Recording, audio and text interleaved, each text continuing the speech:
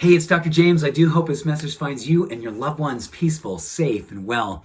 And I am so grateful to lay eyes on you. This morning, I want to talk about something that I think you're going to deeply connect to. It's something we need to be looking at according to research. And it's very, very subtle how this has happened over the last couple of months. Ever since this pandemic has been unfolding and taking over our world, we have been focusing a lot on the physical symptoms. And yes, there's been some mental, emotional things we've talked about with anxiety and stress and sadness and loss and all that dark stuff, the trauma, the PTSD. But underneath that, there's this other emerging epidemic. And it's perfectionism in this most insidious way. And I want to talk to you because I think you're going to find, wow, this is really interesting because it's subtly coming into my life too, because it has come into my life. And it's very interesting, right? When so much of the world around us just feels like, oh my goodness, I can't control this, so I got to control everything here. And there's this very insidious form of perfectionism. And I want to address this with 4 things that I want you to look out for, because when we address this, it's amazing. Now, let me start with, I believe we are all innately perfect human beings. And I mean perfect in the sense that spiritually we are perfect. It's just whether or not we allow ourselves to remove some of the habits and tendencies and thinking that gets in the way of our beautiful innate perfection. Our innate perfection. And this perfectionism is very different than innate perfection because it's more of a psychological and emotional stressor. It steals our fire and it brings up a lot of stuff that is not the truth of who we are. So I want to share with you 4 practices that will help us to free ourselves from perfectionism. When we're trying to control everything, we start really working on controlling ourselves, and we have an over expectation of ourselves. We place too much heaviness on ourselves. So please follow me on this. This is really cool because I want you to know, as I'm sitting here, I'm working on this right alongside of you. This is amazing.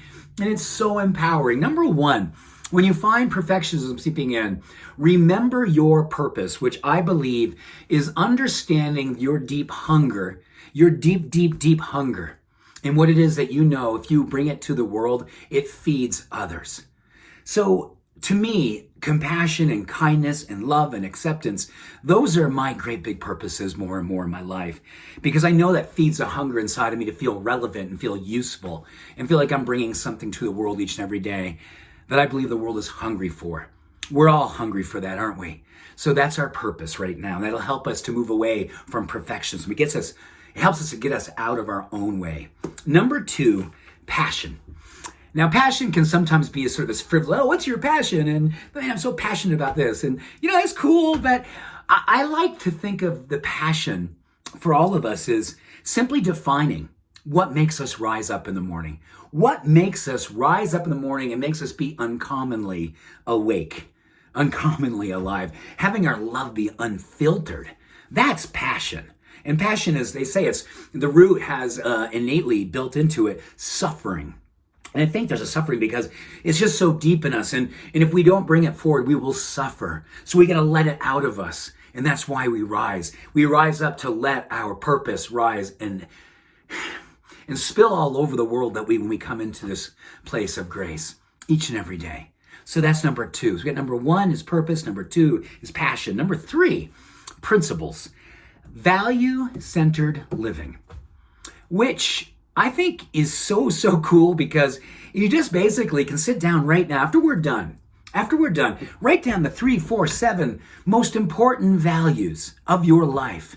And I'm a big believer that spiritual warriors need to get very clear about what it is that they are valuing and the values they have, whether they're trust and love, compassion, openness, whatever it is that you have for your values.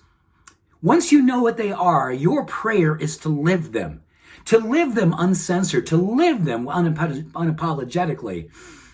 There's so much awesomeness in that. Try that one practice. You don't do anything, just do that one practice. Number 4, practice. Practice being a student of what makes you come alive. Get very clear about your purpose, your passion, and think about how your principles can be brought into the world by being a student of living them. That's where we get over perfectionism and we move and reconnect with our innate perfection. That's what our job is of human beings. That's why we are here. That is what it is that makes us come alive. And the world needs people who have come alive and who are practicing the craft of being their wildly awakened human. This is a beautiful time to rise up during this difficult time. It's a critical time to awaken who it is that you are, your innate truth, which is perfect. So with that, much love, every blessing. Have a beautiful day. Bye for now.